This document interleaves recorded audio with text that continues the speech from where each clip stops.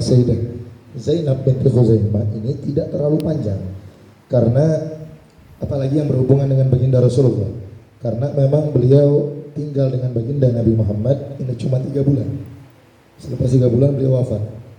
Jadi beliau tidak lama tinggal dengan Nabi Muhammad. Ada riwayat mengatakan 8 bulan, ada yang riwayat mengatakan 10 bulan, ada riwayat yang mengatakan cuma 3 bulan hidup bersama baginda Nabi Muhammad sallallahu alaihi wasallam, sehingga tidak terlalu banyak kisah-kisah beliau dengan baginda Rasulullah sallallahu alaihi wasallam. Kemudian kita bahas suami dari Sayyidah Zainab binti Khuzaimah sebelum Rasulullah. Suami sebelum Rasulullah. Maka ada beberapa riwayat yang menceritakan tentang suaminya Sayyidah Zainab binti Khuzaimah. Ada riwayat yang mengatakan bahwasanya suaminya adalah Tufail ibn Harith. Tufail ibn Harith. Ada yang mengatakan Ubaidillah ibn Harith. Dalam dua ini ada juga pendapat mengatakan awalnya menikah dengan Tufail ibn Harith karena tidak memiliki anak sehingga cerai, baru kemudian menikah dengan Ubaidillah ibn Harith. Ada dua versi. Ada versi yang mengatakan memang suaminya Tufail ibn Harith, ada yang mengatakan memang Tufail ibn Harith kemudian cerai baru menikah dengan Ubaidillah ibn Harith. Ada juga versi lain dalam sejarah menyebutkan suaminya adalah Abdullah ibn Jahash. Kalau Abdullah ibn Jahash, maknanya Abdullah ibn Jahash ini adalah saudara kandung dari Zainab binti Jahash, istri Nabi yang lain. Istri Nabi Zainab itu ada dua, Zainab binti Khuzaimah, Zainab binti Jahsh. Sayyidah Zainab binti Jahash ini adiknya saudari daripada Abdullah ibn Jahash. Kalau berarti ngambil riwayat yang Abdullah ibn Jahash, maknanya ini Sayyidah Zainab binti Khuzaimah ini iparnya Sayyidah Zainab binti Jahash, yang dua-duanya menjadi istri Nabi. Nah, udah mulai pening. Pening. Ya ini, tapi sejarah memang harus begitu. Sudah bercabang. Apa? Sudah bercabang. Nah, nggak apa-apa, pelan-pelan ya. Saya ulangi. Nabi itu punya istri kan dua, Zainab ya. Ada yang Khuzaimah binti Khuzaimah, abahnya Khuzaimah, satu lagi abahnya Jahash. Dua istri Nabi, Zainab binti Khuzaimah, Zainab binti Jahash. Kalau umpama kita mengatakan istrinya Zainab binti Khuzaimah, suaminya Zainab binti Khuzaimah adalah Tufail atau Ubaidillah, maknanya tidak ada hubungan sama Zainab binti Jahash. Tapi kalau umpama kita mengatakan suaminya adalah Abdullah ibn Jahash, Abdullah ibn Jahash ini adalah saudari kandung dengan Sayyidah Zainab binti Jahash. Ya? Tapi riwayat yang mana? Kebanyakan yang kita jumpai Ubaidillah ibn Harith. Ubaidillah ibn Harith suaminya Zainab binti Khuzaimah. Karena ini memang mesti dilihat tanggal wafatnya, karena Ubaidillah ibn Harith ini wafat ketika Badar, Uhud. Ini wafat ketika perang Badar. Atau kebalik. Nah, kurang lebih. Ubaidillah ibn Harith wafat waktu perang Uhud. Abdullah ibn Jahash wafat waktu perang Badar. Alhasil ini suami daripada Sayyidah Zainab binti Khuzaimah. Sebenarnya penting dibahas, penting sebagai pengetahuan, tapi nggak terlalu penting karena yang paling penting ini istrinya Rasulullah. Udah itu aja. Kan pembahasan di ujung bahwasanya beliau memegang predikat sebagai istri Nabi Muhammad. Walaupun 3 bulan, walaupun cuma 3 bulan, tapi kalau udah jadi istri Nabi Muhammad sehari pun apa? Namanya istri Nabi Muhammad, ya, istrinya Nabi Muhammad. Hadirin. Baik. Kemudian disebutkan bahwasanya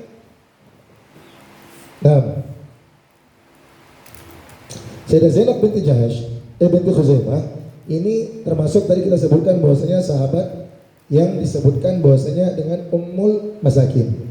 Karena memang kebaikan ini termasuk akhlak Nabi Muhammad. Nabi itu salah satu nabi yang paling senang kalau diundang sama orang miskin. Jadi umpama orang miskin buat acara jam 8 pagi, Nabi itu biasa hadir lebih awal, jam 7, 6.30 Nabi hadir. Tapi kalau diundang sama orang kaya, Nabi datangnya pas-pasan. Diundang jam 8 ya jam 8 datangnya, dan lebih tidak kurang. Tapi kalau orang miskin datang awal, untuk apa? Untuk menyenangkan hatinya orang miskin terlebih dahulu. Karena biasanya ini orang miskin, kalau ngundang itu agak rada-rada khawatir hadirin. Rada-rada khawatir, ini ada yang datang nggak rumah saya. Kalau rumah orang kaya nggak perlu buat undangan besar-besar, bilang aja di grup datang semua. Datang semua, karena apa? Yang datang mikir, wah ini mesti kambing ya. Kalau orang miskin, alah paling-paling kan asin nanti ya. Kuah pelik kan asin ya. Tapi Nabi Muhammad hadir lebih awal hadirin. Jadi kalau mau ikut akhlaknya Nabi Muhammad begitu. Kalau diundang sama orang miskin, kalau bisa datangnya lebih awal. Pesta orang miskin. Kapan datangnya? Malam datang sekali, kita ramein, pagi datang lagi. Supaya apa? Menyenangkan hati dia. Rasanya gembira, dihormati hatinya. Dan ini termasuk akhlak baginda Rasulullah. Nah ini Zainab binti Khuzaimah, saking dermawannya, saking akhlaknya yang luar biasa. Pernah dikisahkan satu kisah, beliau pengen memerdekakan budaknya. Satu orang budaknya dimerdekakan. Tapi minta nasihat sama Nabi Muhammad, dilarang oleh Rasulullah. Dilarang oleh Rasulullah. Kenapa? Karena Nabi mau mengajarkan kita ini dalam beribadah. Kadang-kadang kita ini paling suka ibadah apa yang kita senangi, bukan apa yang Allah senangi. Kita ibadah, seringkali kita ibadah apa yang kita suka, tapi bukan apa yang Allah suka. Makanya Sayyidah Zainab diajarin sama Nabi Muhammad. Kata Nabi Muhammad, jangan engkau merdekakan, engkau jual saja budaknya. Kenapa? Karena engkau masih punya keponakan-keponakan yang dimana strata hartanya masih dalam level fakir miskin. Sehingga kalau engkau jual budak tersebut, uangnya bisa engkau pakai, engkau berikan kepada ponakan-ponakanmu, mereka bisa makmur, bisa kerja, bisa buka usaha. Padahal merdekakan budak juga adalah amalan yang mulia. Tapi Nabi ajarkan, kalau engkau merdekakan budak, yang engkau merdekakan cuma satu orang. Tapi kalau engkau jual, yang kau merdekakan berapa keponakanmu dari miskin yang kau jadikan dia orang yang mampu. Berapa orang? Ini kadang-kadang kita begitu. Ya, kadang-kadang sering kita guru-guru kita nyebutkan, kalau engkau punya uang yang banyak, mana lebih afdal? Engkau bangun masjid atau engkau berikan saudara-saudaramu, kerabat ya, ponakan, adik yang masih melarat. Karena kata ulama, lebih bagus engkau berikan kepada keluargamu yang melarat, lebih bagus, lebih afdal daripada bangun masjid. Padahal bangun masjid amalan yang mulia. Ya, di samping itu kenapa baginda Nabi Muhammad melarang Sayyidah Zainab binti Khuzaimah memerdekakan budak? Karena akan jadi bahan omongan orang. Orang akan bilang, ini Sayyidah Zainab binti Khuzaimah merdekakan budak, keluarganya masih banyak yang miskin. Nah, karena apa? Dengan dijual budak tersebut, sehingga uangnya dia bisa pakai untuk kasih keluarganya. Tidak hanya bisa mengangkat derajat keluarganya, tapi di sini juga ada nilai untuk menyambung tali silaturahmi dengan keluarga, tambah baik, tambah akur. Jadi hikmahnya banyak hadirin. Jadi makanya oleh karena itu poin ibadah adalah tergantung apa yang Allah suka, bukan apa yang kita suka. Kita beribadah, makanya ibadah perlu pakai ilmu supaya kita tahu kira-kira ibadah kita Allah suka apa kita yang suka. Kan kalau punya uang banyak, terus punya adik masih miskin, kita lebih senang mana? Bangun masjid apa kasih adik? Wah, benar. Ngomong kasih adik, nanti adiknya melarat. Biasanya lumrah manusia dengan bangun masjid, kenapa? Dipuji di kampung. Ya, bentuknya ada. Kalau kasih adik, syaitan mulai bisik. Jangan kasih adik, nanti tambah malas kerja. Jangan kasih adik, nanti akhirnya yang enak istrinya. Kamu capek cari uang kalau yang enak istrinya. Ini hati-hati. Nabi suruh perhatikan keluarga terlebih dahulu, kerabat terlebih dahulu. Jangan orang lain. Sama orang lain, Masya Allah, sumbang 10 juta. Sama daya 10 juta. Bagus-bagus, saya nggak bilang nggak bagus. Tapi kau nyumbang keluar 10 juta, lah untuk adikmu 500 ribu kau pelit. Untuk adikmu, anakmu, ponakanmu 500.000 komplit. Syuf, hati-hati, neraka jahanam nunggu. Neraka jahanam nunggu hadirin. Dulu tuh sahabat Nabi ada namanya Abi Tolha. Abi Tolha ini dia kasih hadiah ke Nabi sepetak tanah besar di samping masjid. Di samping masjid Nabi. Dan Nabi disebutkan kepengen betul tanah ini. Pengen betul tanah ini. Karena tanah ini bisa melakukan perluasan masjid Nabawi di zaman Nabi. Sehingga Abi Tolha dia bilang ke Nabi, Nabi biar saya yang beli. Saya wakafin tanah ini. Apa kata Nabi? Nah, saya senang kalau tanah ini saya dapat untuk masjid. Padahal ini tanah favorit Nabi, tanah kesukaan Nabi, tanah yang diingin-inginkan oleh Nabi. Tapi begitu Abi Tolha nawarkan untuk beli ini, kata Nabi Muhammad, wahai Tolha, saya senang kalau umpama engkau mau ngasih tanah kepada saya untuk perluasan masjid, saya gembira. Akan tetapi engkau punya adik masih ada yang miskin. Yang lebih aku cintai kalau uangmu engkau berikan kepada adikmu supaya dia bisa usaha. Syuh, Nabi Muhammad. Padahal ini tanah yang diinginkan oleh baginda Rasulullah. Dalam riwayat disebutkan. Maka oleh karena itu Nabi mengajarkan kita bagaimana dalam ibadah bukan ngikutin nafsu, tapi ngikutin apa yang Allah Ta'ala mau. Kita diciptakan wa ma khalaqtul insa wal jin illa liya'budun, kecuali ibadah. Ibadahnya bagaimana? Ibadahnya tergantung apa yang Allah Ta'ala suka, hadirin. Makanya perlu dilihat. Dalam beribadah gak ngasal, hadirin. Bukan kemudian punya uang bangun rumah tahfiz, punya uang bangun pesantren. Sekarang akhirnya bertebaran rumah tahfiz yang pimpinannya gak bisa baca Quran. Kenapa? Karena dia ibadah tidak sesuai dengan apa kemauan Allah. Yang penting kan namanya naik di dunia, dia eksis, bisa viral, sudah. Ini zaman sekarang kalau ibadah. Orang zaman sekarang ibadah.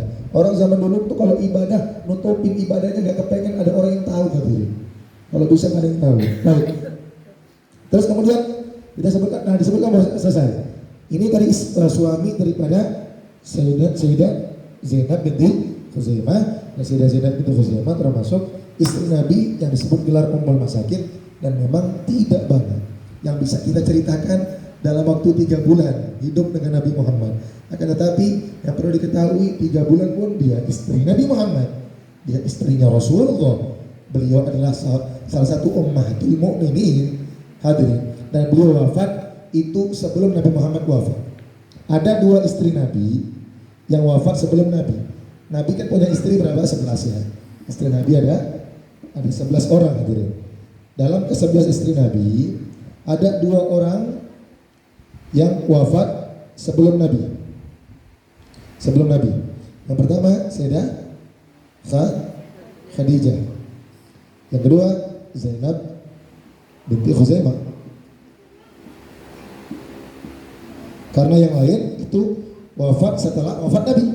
Paham maksudnya? Maknanya mereka wafat Nabi masih hidup. Yang lain wafat setelah Nabi wafat. Nah, makanya cuma 2 istri inilah yang dimana Nabi yang sholatkan langsung. Nah, jadi ketika wafat Sayyidah Zainab binti Khuzaimah, maka yang sholati Nabi, yang ngurus jenazah Nabi, yang mandiin Nabi, yang nguburin Nabi, subhanallah. Ya, walaupun cuma 3 bulan kemuliaannya luar biasa. Punya saudari, tadi kita bilang saudari seuminya dari Hind binti Auf juga luar biasa. Sehingga sebenarnya kalau Sayyidah Zainab binti Khuzaimah ini walaupun ceritanya singkat, tapi hikmah yang luar biasa kita bisa petik daripada kehidupan daripada latar belakangnya beliau, baik dari kehidupan keluarga maupun kehidupannya bersama baginda Nabi Muhammad. Yang dimana ini sebentar, Sayyidah Zainab binti Khuzaimah memang hidup sama Nabi sebentar. Setelah menikah dengan Sayyidah Zainab binti Khuzaimah, Nabi menikah dengan Sayyidah Ummu Salamah ini insya Allah minggu depan kita akan bahas Ummu Salamah. Karena memang Sayyidah Zainab binti Khuzaimah rumahnya nanti diduduki oleh Ummu Salamah. Karena wafat 3 bulan tinggal sama Nabi, wafat, rumahnya kemudian ditempati oleh Ummu Salamah. Oleh Ummu Salamah yang insya Allah minggu depan. Ini Ummu Salamah saya minta untuk Rabu depan jangan lambat. Karena ini ceritanya panjang. Dan ceritanya perlu makan waktu karena Kisahnya dengan Abu Salamah udah cukup romantis, ditambah dengan Nabi Muhammad udah lebih romantis. Karena beliau dengan Abu Salamah aja, ya Allah, saya pernah ceritakan dengan Abu Salamah bagaimana ikat janji kan tadi. Ikat janji, wajahnya bilang, ayo deh kita janji berdua. Kalau engkau wafat duluan, aku nggak akan menikah. Kalau aku wafat duluan, engkau tidak akan menikah. Kita ayo janji sehidup semati sesurga. Ini Abu Salamah sama Ummu Salamah, sampai akhirnya Abu Salamah ngingkarin janji. Bukan beliau ngingkar janji. Habis ketemu sama Nabi Muhammad dia bilang, kita ubah janji deh. Janjinya kita ubah. Ubahnya bagaimana? Kalau engkau Ummu Salamah wafat duluan, aku Abu Salamah tidak akan menikah dengan perempuan lain manapun. Tapi kalau aku yang wafat duluan, engkau harus menikah dengan laki-laki yang lebih baik daripada diri. Kata Abu Salamah. Ummu Salamah waktu itu terima syaratnya. Kenapa? Karena dalam hati dia begini, terima aja lah, karena gak ada di kota Mekah ini laki-laki yang lebih baik daripada Abu Salamah.